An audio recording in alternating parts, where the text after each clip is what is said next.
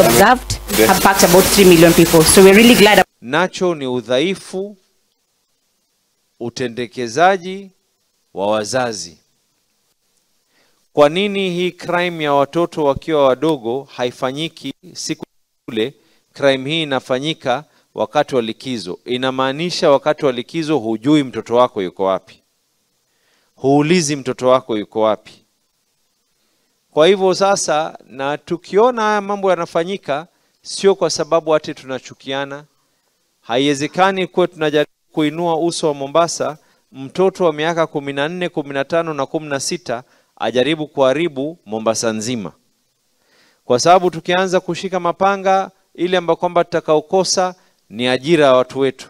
Yule mwenye kampuni atafunga biashara zake. Yule ambaye kwamba mwenye nyumba akiona hii sehemu sasa ni hatari, atakosa kodi katika maeneo yale. Watoto wakiwa katika masomo, katika mashule, crime is reduced. Watoto wakiwa katika holiday, hii tunaongea sahi, ndio unapata kwa juzi sehemu ya Mikindani, watoto wadogo miaka 14, 15, 16 anashika panga. Wengine wameanza sehemu kadhaa nyingine. Sisi upande wetu, na ni lazima kama kiongozi nikifanya mambo mengine na yafanya kwa sababu na upenda huu mji na nawapenda watu walioko katika huu mji. Sisi kama county tutafanya ile motivational program. Hawa watoto watakuwa wanaenda, na sisi ni county ya kwanza that we have done that katika Kenya nzima. Watoto over school holidays tunajua pahali wako, wanakwenda library, wanaenda katika mashule. For every day kuna pesa fulani ambayo kwamba tunamwekea kwa account yake ya shule ya bursary.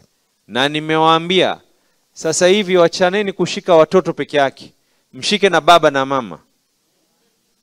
And we are asking our courts, mtoto akishika na panga, don't just easily give them bail and bond. Na nawaambia polisi sasa, we will now work together.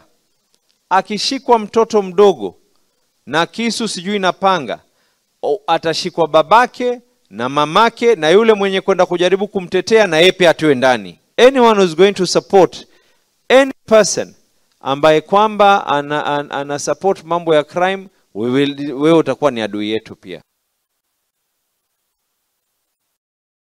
Na